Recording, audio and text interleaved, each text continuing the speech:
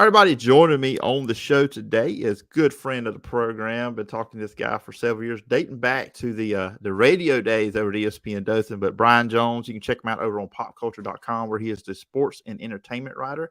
Formerly covered the NFL for 24/7 Sports. Brian, it's always good when I have you on the podcast, and thanks for jumping on again. Anytime, Phillip. Thank you so much for having me on. We always get into some good football conversations when you come Yeah. on the show. And for everybody out there, we're going to talk some Georgia football.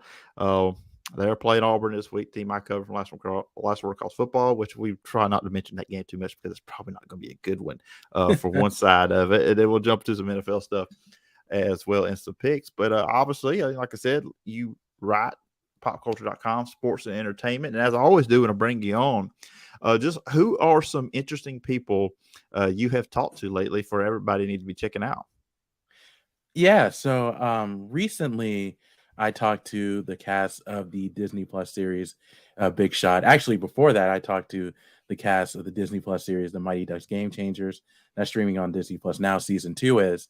But yeah, I got the opportunity to talk to Josh Duhamel, Lauren Graham, and the rest of the cast from The Mighty Ducks Game Changers.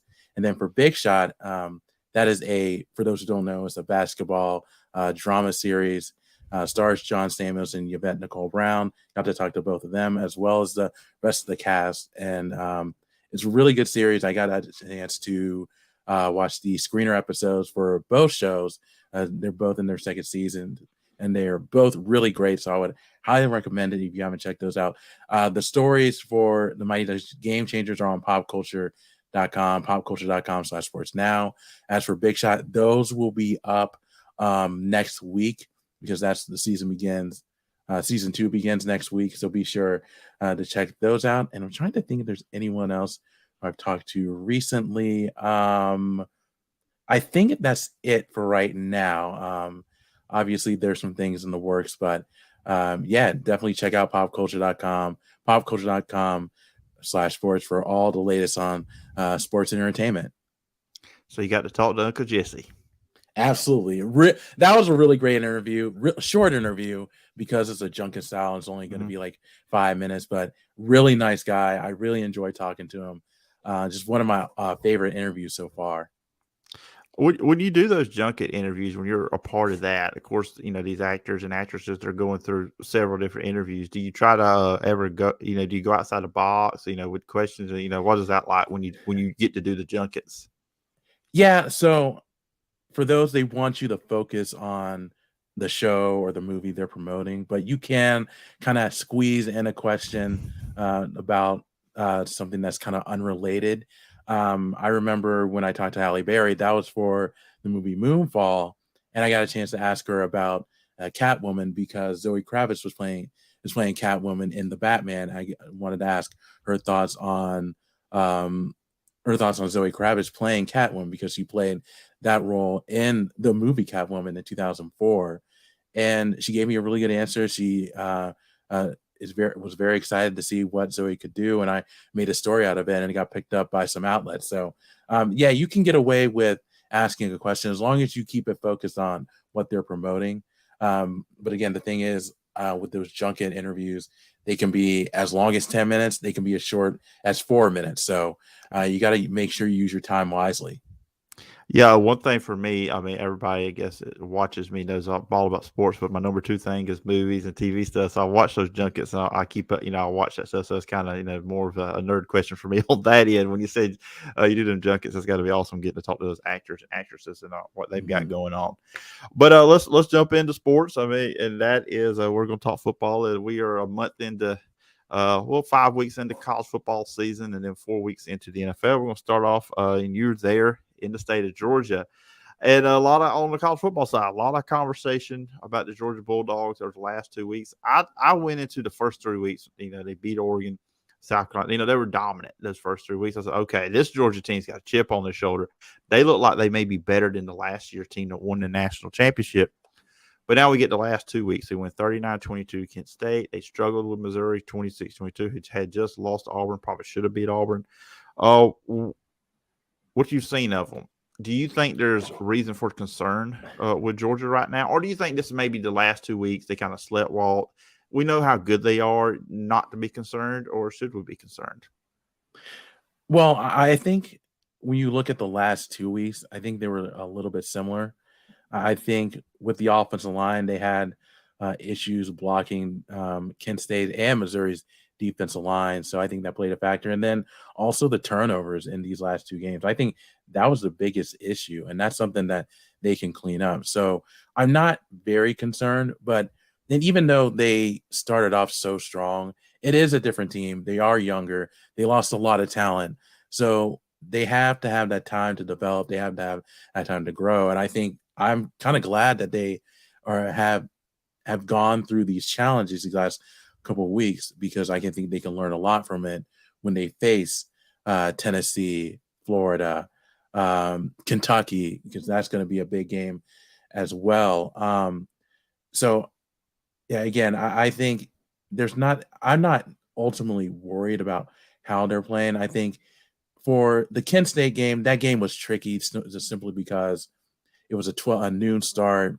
The fans weren't probably as into it as the first 3 games, so the players just really had to grind out that victory. That game was really never in doubt, but they had to grind out Yeah. that victory. As for Missouri, um, even though they were down by 10 in the fourth quarter, I figured they would just find a way to win, because if this was the previous Georgia team, say like in 2009 or 2010, they would have found a way to lose that game. But Mm-hmm. I think because of the way that Kirby and his coaching staff has prepared these players, they have that ability to find ways to win games where they're not at their best and where they're not playing like they were in those first 3 weeks. So again, I think it's just little things that they need to clean up. I don't know if they're better than what they from last year's team, because especially on defense, because last year's defense was just playing at a historic level, but there's still a lot of talent out there. They're dealing with some injuries. Jalen Carter is probably going to miss the Auburn game. They're hoping to get AD Mitchell back, their wide receiver, their best wide receiver, back in the mix.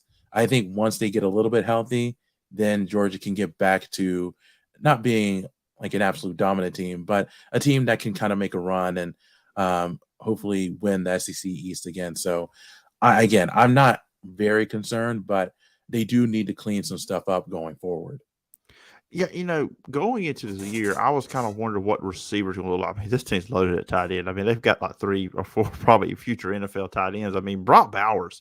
I mean, how many times do you see teams use a jet sweep with a tight end and he goes to 70, 80 yards with it?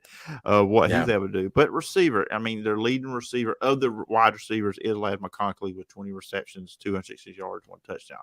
And that's kind of what right now when I look at the tight end position is good, but I think you do need the receiver position to kind of step up a little bit, give that outside threat. They don't have to be, like what we've seen from Alabama receivers, Ohio State receivers, just kind of good enough to kind of not bring all that attention to the middle of the field, what Brock Bowers, Darnell Washington, and other tight ends can do. Absolutely. I think when it comes to the wide receivers at Georgia, historically, they haven't been there have been some talented wide receivers. They just haven't been on the same level as Alabama when you look at Julio Jones, Amari Cooper, Jalen Waddle, Devonta Smith.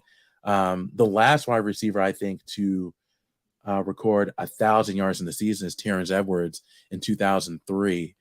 So, yeah, a long, long time. But I think it also has to do with the way that Georgia runs their offense.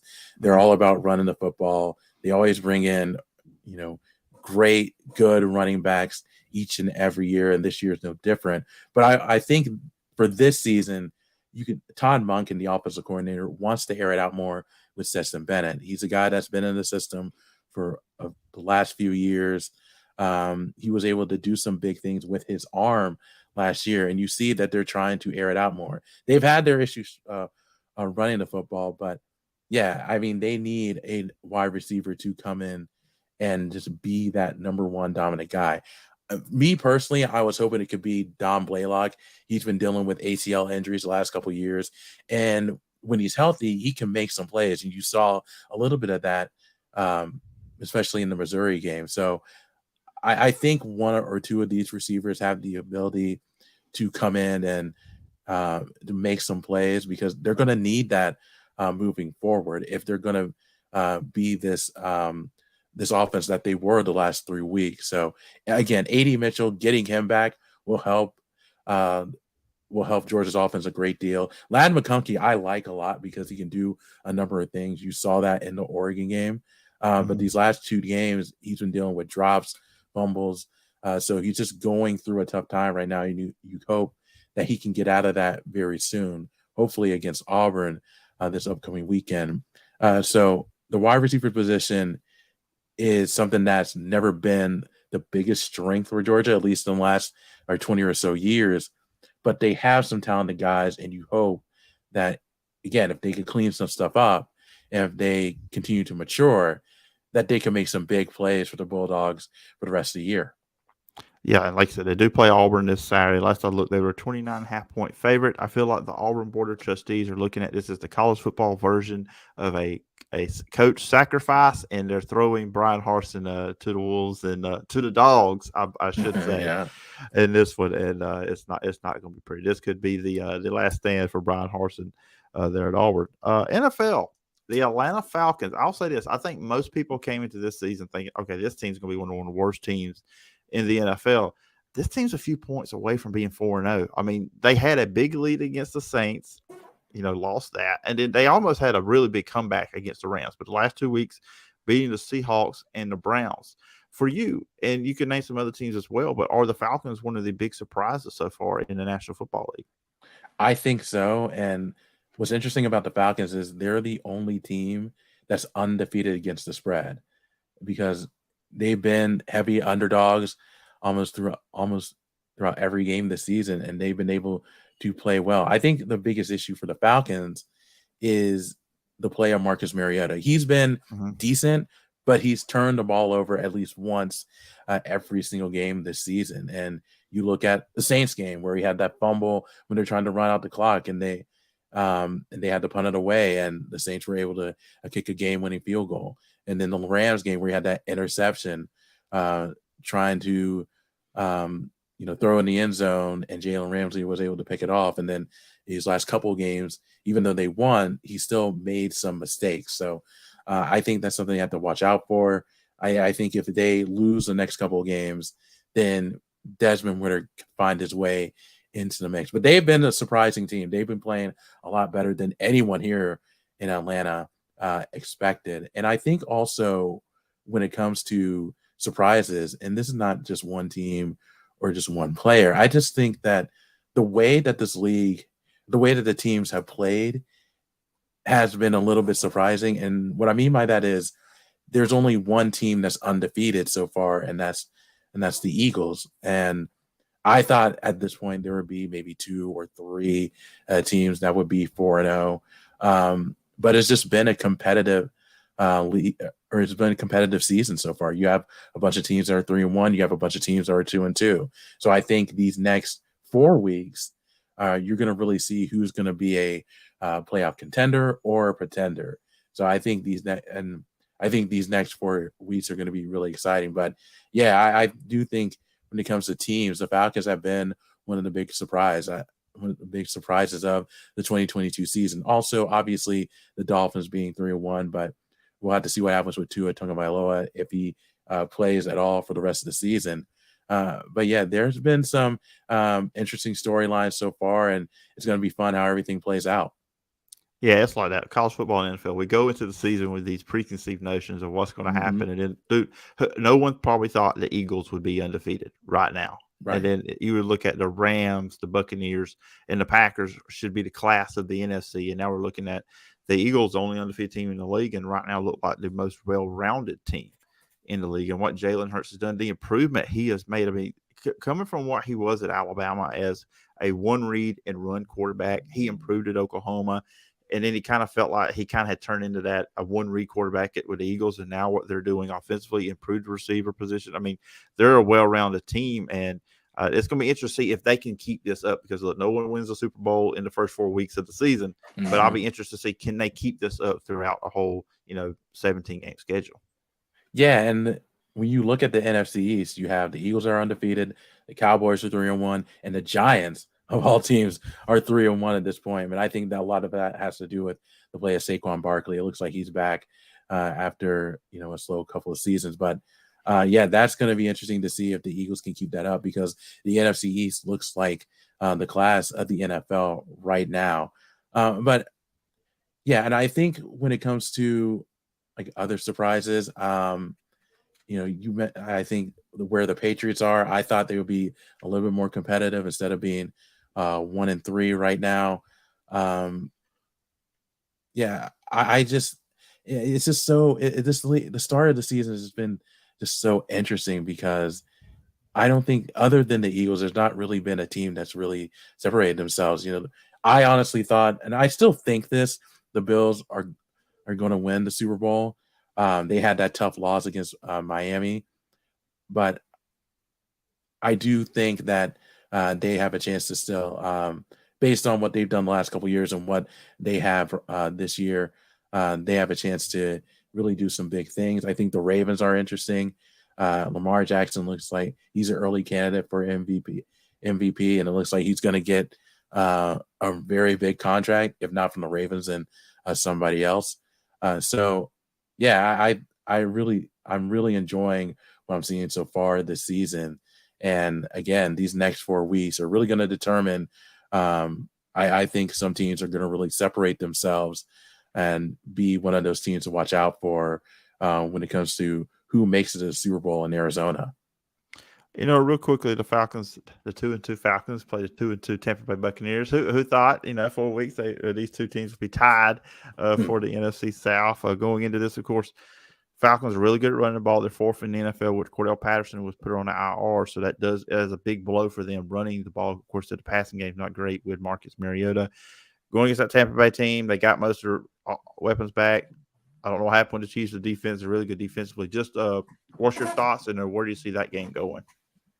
Yeah, this looks like a game where the Buccaneers can get right based on how they played the last 2 weeks. Lost a tough one to Tampa, or to Green Bay, and then they lost that Monday night game to the Chiefs, or the Sunday night game to Patrick Mahomes and the Chiefs. Yeah, the thing with the Falcons is, even with Cordell Patterson on IR, he's going to miss at least 4 weeks. Caleb Huntley and Tyler Algier ran the ball really well last week, and it just goes to show you that the Falcons' depth at running back is a lot better than what it has been the last few years, and it's really great to see.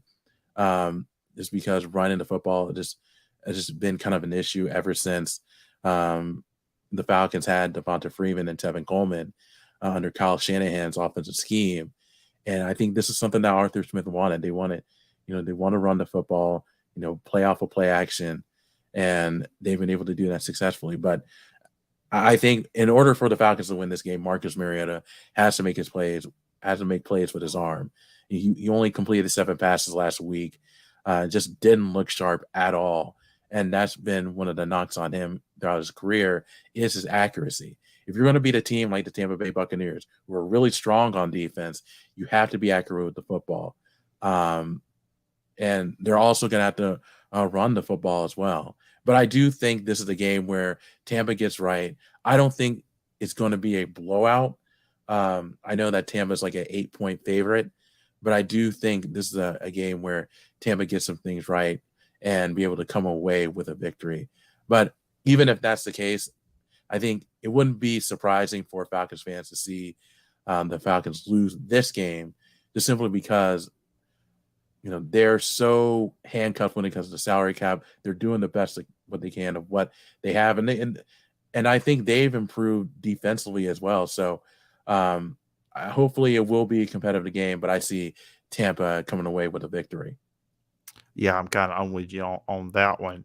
The Packers are playing the Giants in London, and Brian, for you, I don't know if you're an early riser on Sundays, but how do you feel about which I always say Central Time because I'm in Alabama, but 8:30, Right. 9:30 your time. But these early London games we get sometimes on these Sundays. Yeah, so I do watch those games. I'm a morning person, so I have no issue getting up to watch the 9:30 game. I just think that and the game last week was competitive with Minnesota and New Orleans. I think this will be competitive as well. So that's the good thing. Normally, these London games aren't really that great. The teams that are competing don't really are really not that great. But this is going to be interesting. And from what I understand, it's a sellout crowd. These fans really want to see Aaron Rodgers because this is the first time that the Packers will be playing in London because this was something that they wanted to do, but they didn't want to give up a home game to play in London because those home games to them are so valuable. And then they also travel well, so that's not an issue. So I think this is going to be a fun game. I think the Giants are rejuvenated. They're off to a really good start. They're looking to make the playoffs for the first time since 2016. And then you have a Packers team who lost that game to Minnesota, but they've now rattled off 3 straight. I think the biggest question for them is, who's going to be that wide receiver that steps up? I think it'll be Allen Lazard. Had a really big performance last week. Sammy Watkins is on IR. They have some young receivers there that hopefully they can improve. And, they have a strong running game. I like what they have on defense. Rashawn Gary has gotten a sack in every game, has 5 sacks so far. So they definitely have some pieces there to make a run at the Super Bowl. But it's going to be a competitive game. I think Green Bay wins this game, but I do think it'll be one of the more competitive games of Week 5. And of course, I'm going to say the Packers will win because everybody knows I'm a Packers fan. So that's kind of where that leans. But what does concern me, and you brought up Saquon Barkley earlier, is one of your surprises with the Giants, and he leads the NFL in rushing. And we saw last week against the Patriots, the Packers struggled against the run. I mean, they are 5th total NFL defense. They're 3rd in the league versus the pass, which you got potentially Daniel Jones may play in this game. I saw we're recording this on Wednesday night. So Wednesday, they said he looked good. He moved well in practice. But they're 22nd versus the run, giving up 126.8. Like I said, they gave up 167 rushing yards against the Patriots last week at home in an overtime when against Bailey Zappi of all quarterbacks. I did not know we needed the Aaron Rodgers Bailey Zappi showdown, but we got it this past Sunday. That kind of concerns me, I think if you're the Packers, or Packer fan, you should be concerned because the run defense has not been great this year. And I feel like that's the Giants' best route to winning this game.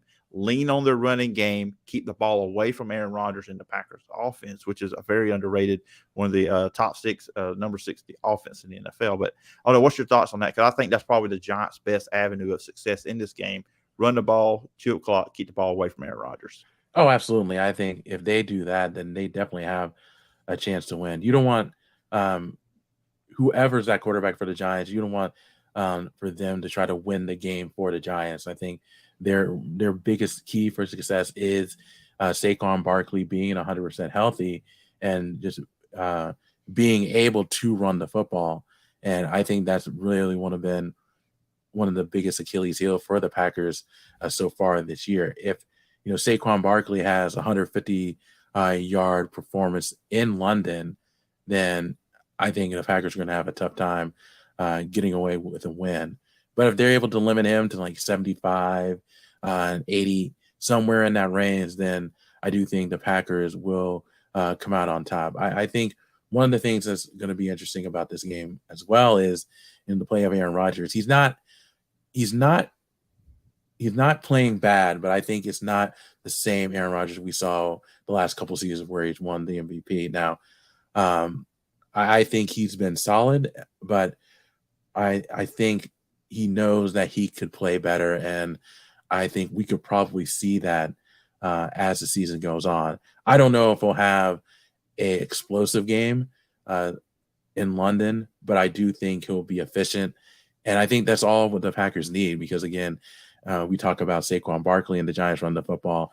The Packers have 2 dynamic running backs, Aaron Jones and A.J. Dillon. I think if you get those guys going, then that will really help out Aaron Rodgers and those wide receivers. So, I think it's going to be both teams are going to try to run the football, and they're going to try to run the football effectively.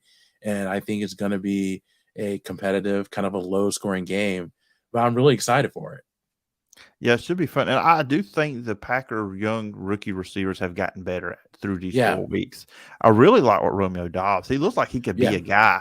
He's actually their leading receiver, 19 catches, 184 yards, 2 touchdowns. He almost had that big catch there at the end. He just couldn't hold on through the ground. He seems like a guy Rodgers is growing trust.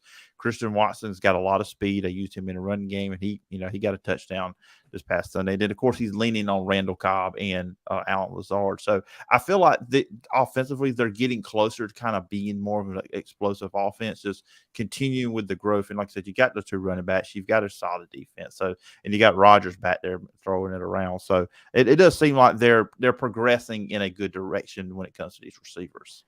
Yeah, when you lose a wide receiver like Devontae Adams, it's just gonna take time to figure out who's gonna be that number one guy, who's gonna be that guy who steps up and be that breakaway receiver. And while the Packers don't have that yet, their receivers overall are improving.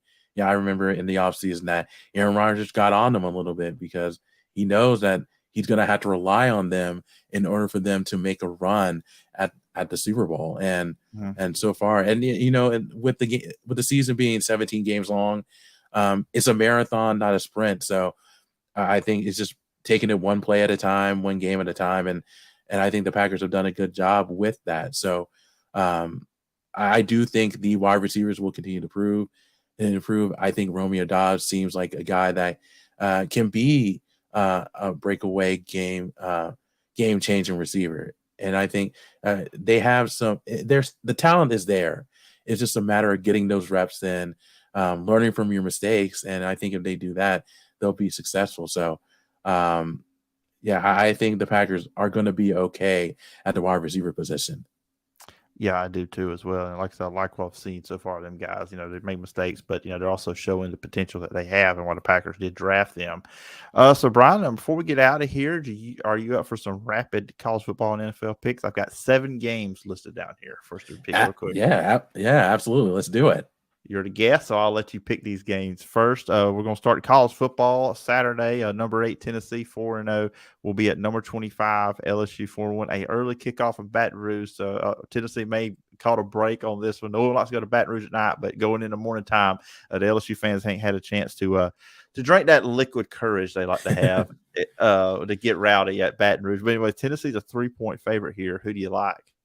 I like Tennessee. I like what they've done so far this year. They seem like to be a team that could rival Georgia for the SEC East. LSU, they're improving with Brian Kelly, but they have their issues. So I'll go with Tennessee. Yeah, I'm picking the Vols to win this one too as well. You have now. This is where game day is going to be at. This is not college basketball season, folks. Number 17 TCU 4-0 at number 19 Kansas is 5-0. TCU is a 6.5-point favorite here. Kansas finally gets game day, which I think the only reason why game day is there because A&M is not good. But anyways, who do you like? I really like what Kansas has done so far, but I can't go against TCU. They seem like to be a consistent group each and every year. But I think that's going to be one of the more compelling games for college football on Saturday. So give me TCU for that one. Yeah, I'm going with TCU as well. Now, I was really impressed with why they beat Oklahoma. Oh, Matt absolutely. Duggan. I mean, I did not know that guy had wheels like that, but but he showed them off against Oklahoma. One of the big games out in the Pac-12. I think this is under radar game, but number 11 Utah 4-1. I feel like they've been playing angry since that loss to the Florida Gators early in the season. And then number 18 UCLA, they finally get top 25. They are 5-0. Utah comes in this one as a 3.5-point favorite. Yeah, I'll go with Utah on that one. I like what Chip Kelly has done at UCLA, but I think that loss to Florida was really woken up Utah. And that was one of my teams that I thought that could really make a run at the national championship. So give me Utah for that one. Yeah, I'm going to go Utah too, man. We're picking the same teams. It's not how this supposed to work. Right. But yeah, I had Utah as a playoff team before the season. Right. I picked them as one of my 4. I wanted to kind of go different than everybody else. So when they lost to Florida, I was like, come on, guys. This one, I think I know where we're both going to go with this one. It's kind of easy pick, but it is the primetime game on Saturday. Texas A&M 3-2. They've really been a big disappointment this season. With losses to Mississippi State and Appalachian State. And then they're playing at number 1 Alabama. who's 5-0. Alabama's 24-point favorite in this one. We know the comments between Saban and Jimbo in the all season. There's going to be a lot of it, and then they beat Alabama last year. There's going to be a lot of emotion, I think, in this ball game. I feel like I know who you're going to pick, but who do you like? Yeah, I like Alabama. I don't know. I just don't know what direction Texas A&M is headed, and even though Bryce Young is day to day with that shoulder injury, no matter who's at center, Alabama just way too strong. I'm really curious to see Jahmyr Gibbs at running back, who had a big performance last week. Georgia Tech transfer. They're just a team that's likely going to be in the college football playoff again. So give me Alabama. Yeah, I'm going with the Tide too. They're not going to score many points, I don't think, in this game. Oh no, because A&M just they're horrible on offense, and they don't have their best playmaker right now either. So 3 games in the National Football League on Sunday, and 1 on Monday night. 3-1 Cowboys, 3-1 with Cooper Rush. Who would have thought they would roll off 3 straight wins with him at quarterback? Maybe there's a quarterback controversy in Dallas. I know Jerry Jones wants there to be one. They're playing the 2-2 Rams, who's coming off a bad Monday Night Football loss. Stafford got sacked a lot in that game. I think 7 times he got sacked by the 49ers. But the Rams are a 5.5-point favorite. So who do you like between these 2 teams? I like the Rams. I think they're going to bounce back. I just don't see them going 2-3. But I think this is going to be a competitive game. I think this might come down to a last-second field goal. But I think the Rams, because they played so bad last week, I think they bounce back this week. So give me the Rams for that one. Not so fast, my friend. I do that in every one of these segments I do with people. Yeah. I am going to go with Dallas. I think because the Rams have shown, and they did against Buffalo, they cannot protect Stafford at times. And I think the Cowboys are really good defense. Michael Parsons is probably licking his chops, seeing what he saw on Monday Night Football. So I think Dallas is going to win. I think it's close, but I think Dallas wins this one. Now, the Bengals and the Ravens will play on Sunday night. The Ravens are a 3-point favorite there. Sunday night, and then both teams are 2-2 in this one. So, what are your thoughts on this one?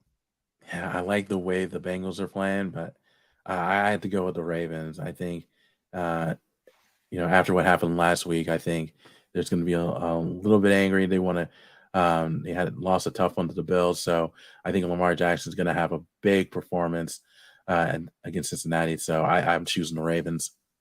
See, I figured when we got to the NFL picks, we'd be opposite on some stuff. Yeah. So I'm going to go with Cincinnati. I think there's going to be a close game. I like what they're doing. They're doing a better job protecting Joe Burrow, I think he got sacked 13 times the first 2 weeks of the season. So narrow game, and I see this go either way, but I'm going to go with Cincinnati. Like I said, I figured we go opposite on one of the or 2 or 3 of these NFL games. Yeah. And then finally, we'll probably pick the same team here, but just trying to find some interesting games. 1-3. The Raiders coming off their first victory of the year last week, and then they're playing the 3-1 Chiefs off a high off that big win over Tampa Bay. They've looked really, really solid to open up the year. Kansas City, they are a 7-point favorite. Yeah, I'll go with Kansas City. I like what they've done so far. They had that loss against the Colts, which is kind of a tough loss to have, but Patrick Mahomes is off to a strong start. Travis Kelce, he's been dominant. No surprise there. So yeah, I think that I thought the Raiders would get off to a quicker start than what they have, but I knew they were be playing in a really tough AFC West. So I think the Chiefs will continue to roll. Yeah, I do too. And I feel bad because I came to the season thinking maybe the Chiefs won't be as good because Tyreek Hill's not there. Shows how much I know.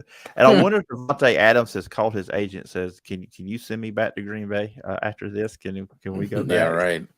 With what's going on there, or just that Raider decision. But anyways, it should be a fun weekend of football, Brian, and this has been fun having you on the show, talking all college football and NFL topics here, picking these games. If the listeners and viewers want to follow you online, where can they find you and all the work you're doing? Oh, yeah. You can find me at popculture.com or popculture.com/sports. Again, I'm the sports and entertainment writer there. Again, I got some really cool stuff coming up. As I mentioned, the Big Shot coverage, that's the Disney Plus show that comes out next week. And then also have just a few exclusives that I posted recently. I got to talk to Griffin Santaviero, who is on the show Cobra Kai. Just talk to him about his character arc in season 5, and if there's going to be a season 6 of Cobra Kai, because Netflix hasn't renewed it yet. So be sure to check that out. Again, that's popculture.com, popculture.com/sports. You can also follow me on Twitter. That's at Brian Jones _93. And if you want to follow me on Instagram, it's at Brian _L_Jones. All right, everybody, go give Brian a follow. And Brian, as always, I appreciate you coming on the show, and I look forward to talking to you again sometime down the road. Absolutely.